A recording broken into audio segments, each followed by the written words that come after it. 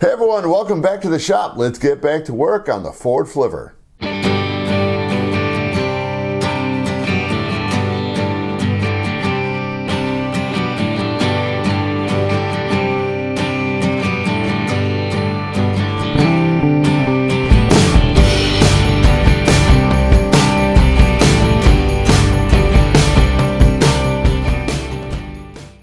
Now, before we start this video, this is me in the future. Because shortly after filming the first little clip, so you'll see me, I'll probably be in a different color shirt. I actually woke up early in the morning, and it was very difficult. My heart was palpitating like crazy. You had no energy. I stood up and dizzy. So I ended up taking a little ride down to nearest hospital. And then went to the ER, and I ended up in cardio. I had AFib, and I've had palpitations since about 1992 when I had a virus that came through that imprinted itself on my thyroid, which of course the body went in, sending out white blood cells, wiped out my thyroid. So I thought, you know, just recently I've had a couple little bouts where it happened 2 or 3 little times really quick. I mean, within about 2 seconds, and it was gone. I thought it was just what it's been doing, you know, quite for so many years. But when it wakes you up and you don't have any energy, definitely go to the hospital. It's ambulance ride. Don't try to drive yourself, because I didn't try to drive myself. And just go get checked out. Now, AFib itself is because my mom was an OR nurse. She was a nurse for 50 years, so and she's got AFib. So it's kind of, you know, so she knows exactly what's going on. Pretty much once they get you medication, get you the dosage that you need. I'm on the lowest dose, and everything's fine. It'll take about 3 days, 4 days, because I got out of hospital pretty much, because this is Saturday the 15th, I believe. I got out of hospital a week ago, Friday. So it took about 3 or 4 days for everything to get balanced out, and now it's, you know, it's one little pill you take every day, and I'm back to feeling my old annoying self is like I've always been. So if you end up getting diagnosed with it, there's not a time limit on how long you're going to be here for. My grandfather had it pretty much, you know, most of his entire life, and he lived to a ripe old age. Mom, she's doing great. Even my aunt is doing great as well. So I have no issues with having it. So enough about that. Now, let me turn this back over to a guy in a different shirt.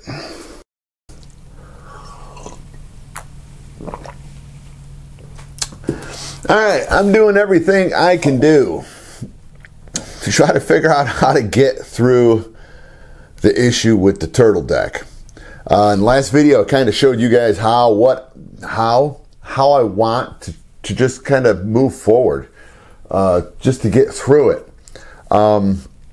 I have been doing a very little bit of work off camera, just before I decide that jumping in 100%, because right now it's at a point where if I can just starting to put everything together without gluing anything.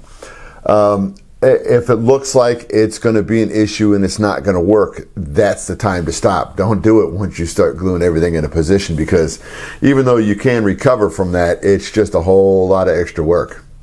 So let me go ahead, get you guys off the stand, and just so you get a good look at where I'm at right now. Okay, we're getting ready. We're getting very ready to start gluing. All right, what I'm doing was I was putting that bottom piece in that the turtle deck's going to sit on, and so when it's set into position, this will be close. What I was looking for was that little bit of clearance so that we can remove this piece if needed to slide it out, because you see some people, they've got it just kind of just jammed down top of this. I want that little bit of a gap, and that's about a 1/16 of an inch gap. Just to guarantee that to get this piece on and off, we're going to have that little bit of a gap there. Now with the cockpit, the combing around the cockpit, I can have the combing come up pretty close to this, so that way there should not be any kind of issue. It's not that I expect there to be an issue. So on the sides, in looking at the plans, it is still very strange on how these things are going to get set in, because you don't have the view you're really looking for. So I'm going to turn this set of plans upside down to see if it's a little bit better, just for description on how this is going to get attached into position. But the pieces will be starting. I'm just going to lay one down here just for reference, because I don't know exactly what the distance will be. I mean, I can look from here to see what it's going to be like. This is up here in the cockpit. So I can use this for measurements. This would be the second one. And if you remember, this one only had the one behind the cockpit, the first one, the second one. It wasn't showing anything underneath this part or underneath this part. Because you see, there's nothing here. So I did add this in. Now, down here, because I had made a slight little change in how this is going together, mine ends up being a little bit wider than this. Not by much, but a little bit. And it doesn't have that kind of arc to it. Because the pieces that came in the kit did not look like that either. So this is the way this is going to sit. I'm okay with that. And that back here, what they call part number 72, there is no part number 72. So when this comes all the way to the back and these rest in, I'm going to take some square stock, glue it in, and then just sand everything to fit around the vertical stabilizer. Because we just want to make sure that we've got, see if this stays without falling. No, it won't, of course. But that's just to handle that little gap area down below on both sides, just to make sure that everything is going smooth. Sorry, 5, 4, 3, 2, 1. So the issue that I ran into when I was trying to get the turtle deck put on the back and then the stringers put down along the side was, for some reason, it seemed like some measurement was not right.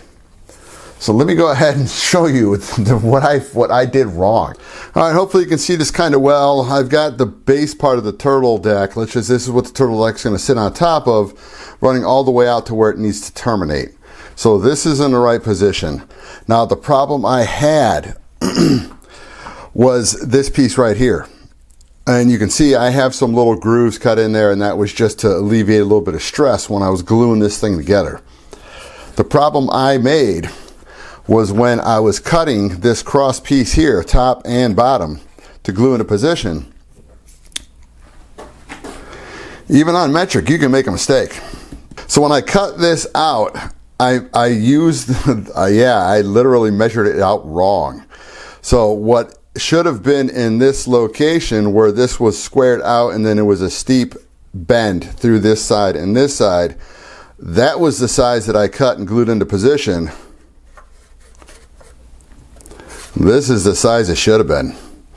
Yeah, so, you got to pay very close attention. I don't mind showing you guys when I screw up.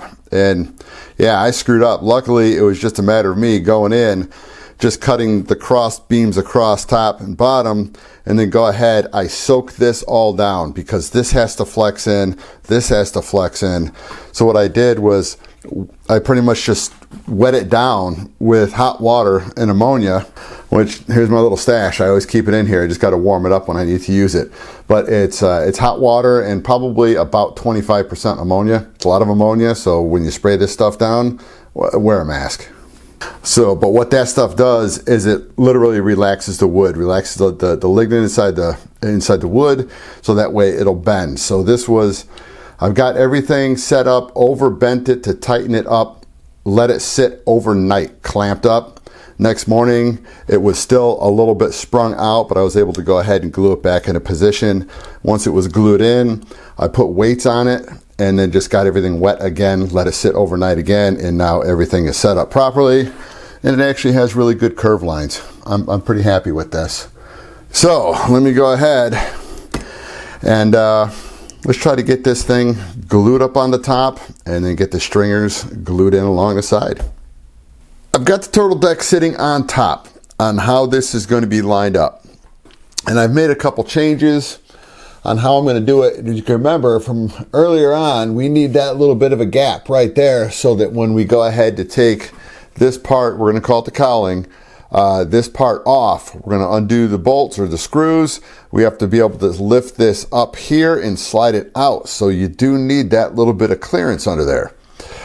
So what I'm doing here is I'm going to take this off the top. I should say take the turtle deck off the top. This piece here is glued into position. This is done. It's finally put in. So I'm going from here. All right, these two here, the stringers, are going to be up against the side.